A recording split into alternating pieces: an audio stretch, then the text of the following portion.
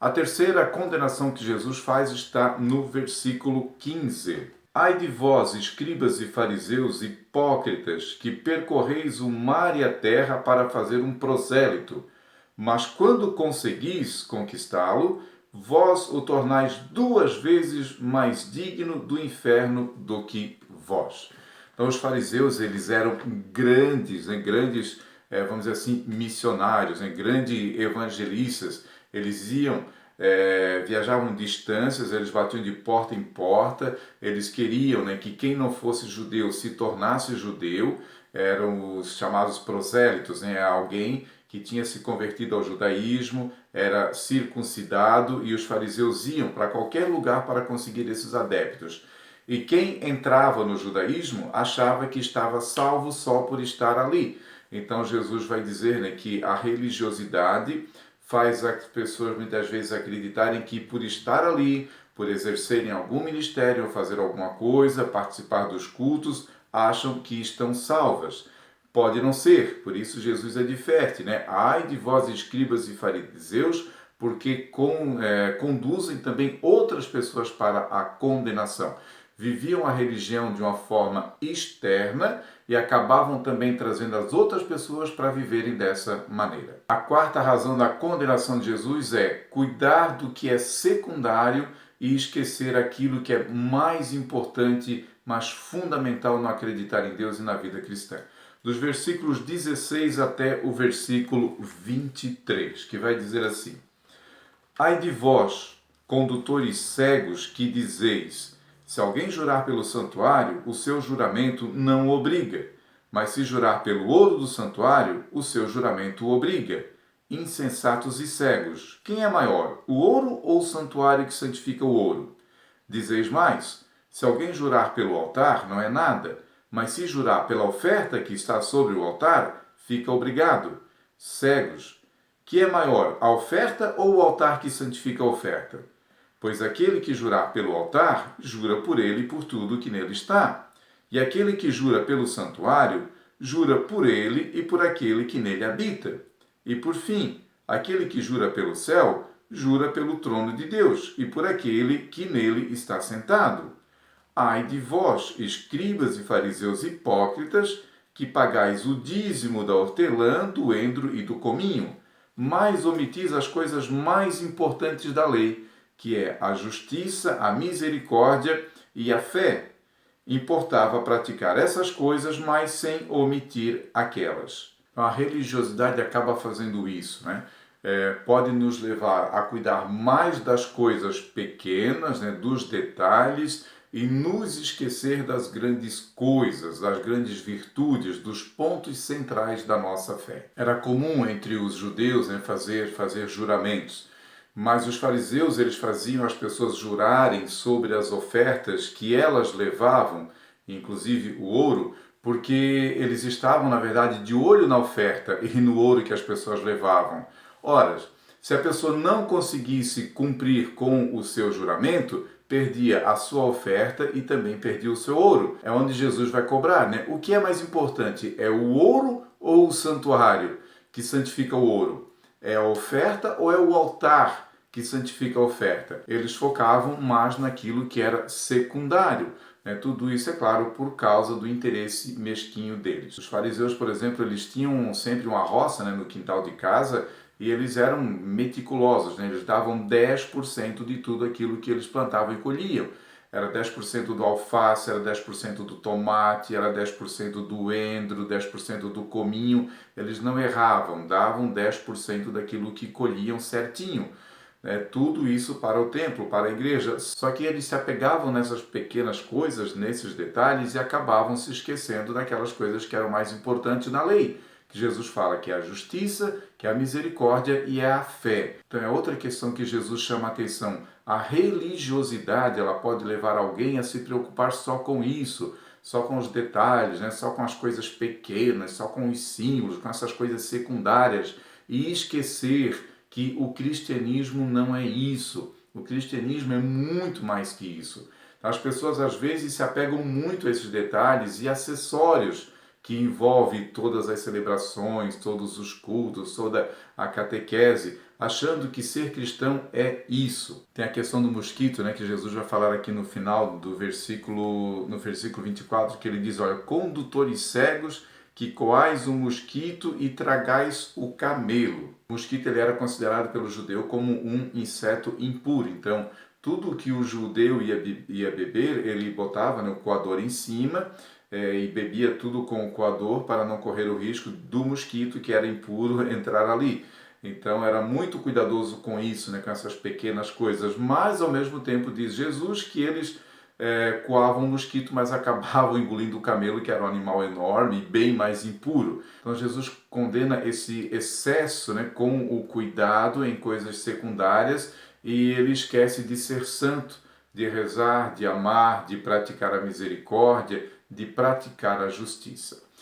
A quinta condenação de Jesus é dizendo que a religiosidade leva as pessoas a se preocuparem com o que é externo e esquecer aquilo que é interno. Vai dos versículos 25 até o versículo 28. Ai de vós, escribas e fariseus hipócritas, que limpais o exterior do copo e do prato, mas por dentro estáis cheios de rapina e de intemperança.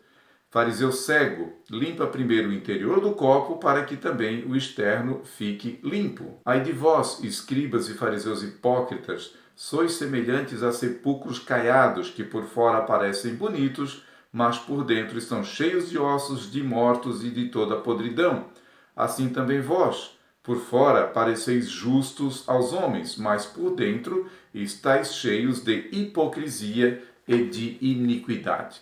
Então fazia parte da lei, né, que o judeu fizesse a purificação, né, de muitas coisas. Porém, o fariseu ele exagerava, né? Se ele ia no mercado, quando ele voltava, ele lavava tudo, né? Ele limpava tudo, né, com medo de ter tocado em alguma coisa impura.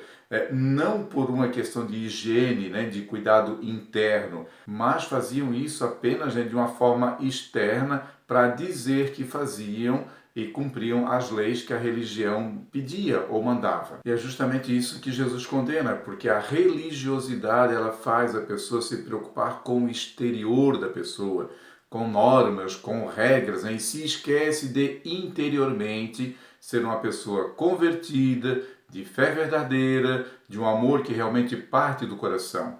É aquilo que Jesus cobrava. Olha, não é só adulterar que é pecado, é não pensar em adultério. Não é só matar que é pecado, é não querer também que o seu irmão morra. Então os fariseus também gostavam, né, de embelezar as sepulturas dos antigos. Jesus diz que eles são iguais a esses sepulcros, né, bonitos por fora, né, preocupados em mostrar essa santidade exterior, porém podres por dentro, cheios de corrupção e também cheios de pecado. A sexta condenação que Jesus faz é porque eles não conseguem, por causa da religiosidade, ouvir a palavra de Deus. Dos versículos 29 até o versículo 32, que vai dizer assim: Ai de vós, escribas e fariseus hipócritas, que edificais os túmulos dos profetas e enfeitais os sepulcros dos justos e dizeis: se estivéssemos vivos nos dias dos nossos pais, não teríamos sido cúmplices no seu derramamento de sangue dos profetas. Com isso, testificais contra vós que sois filhos daqueles que mataram os profetas. Completai, pois, a medida dos vossos pais.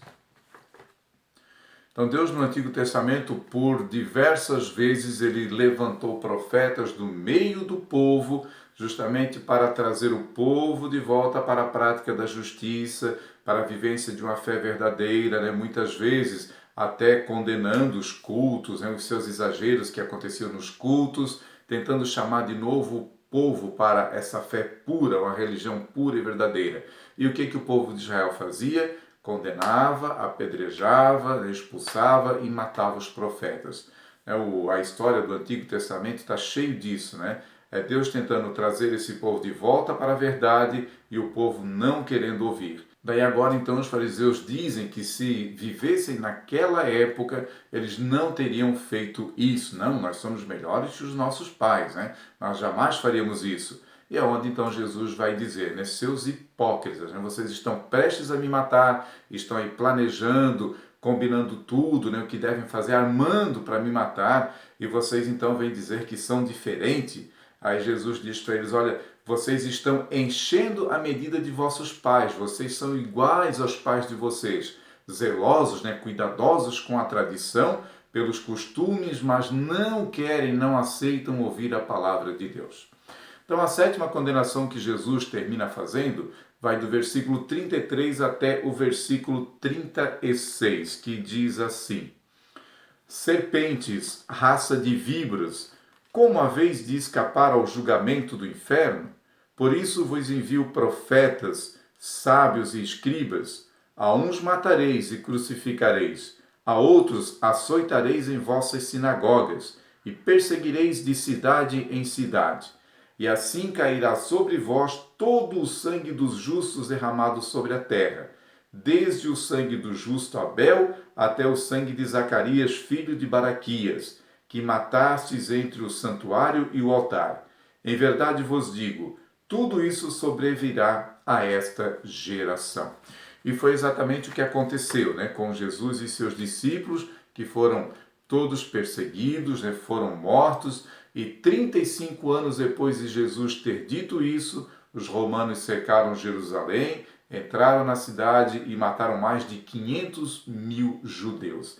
Destruíram, né, o templo desde a sua fundação, destruíram toda a cidade e assim se cumpriu todas essas palavras de Jesus que fala do juízo, da condenação de Deus contra aquela geração. Então, meus irmãos, olha quanta coisa, né? Quantas lições nós podemos tirar de tudo isso para a nossa vida.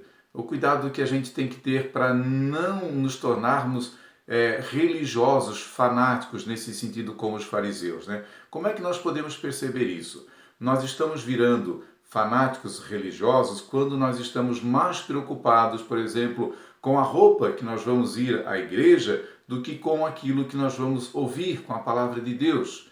Estamos nos tornando fanáticos religiosos quando nós perdemos mais tempo diante do espelho, nos preparando para ir à igreja, do que nos preparando espiritualmente para ir participar da missa ou da celebração.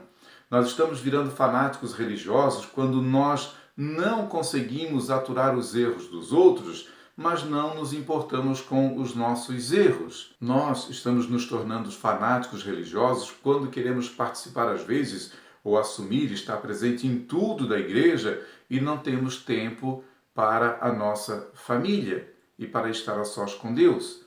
Quando nos preocupamos demais, por exemplo, com o nosso dízimo por causa do aparecer daquilo que eu estou dando, porém não me importo muitas vezes com a prática da caridade e do meu olhar de carinho e atenção para com os necessitados e pobres. Então Jesus vai terminar, né, esse capítulo, o capítulo 23, falando sobre Jerusalém, chorando e lamentando, e Jesus diz, olha, eu quis ajuntar teus filhos como a galinha recolhe os seus pintinhos debaixo de suas asas. Ou seja, Deus sempre quis ter essa relação próxima conosco, essa relação íntima com o seu povo, mas o povo nunca quis. E é isso que Deus ainda quer de nós hoje, né? Um relacionamento íntimo, pessoal com Deus, um relacionamento verdadeiro, um relacionamento próximo. A pergunta é, nós queremos isso realmente? Nós desejamos isso realmente?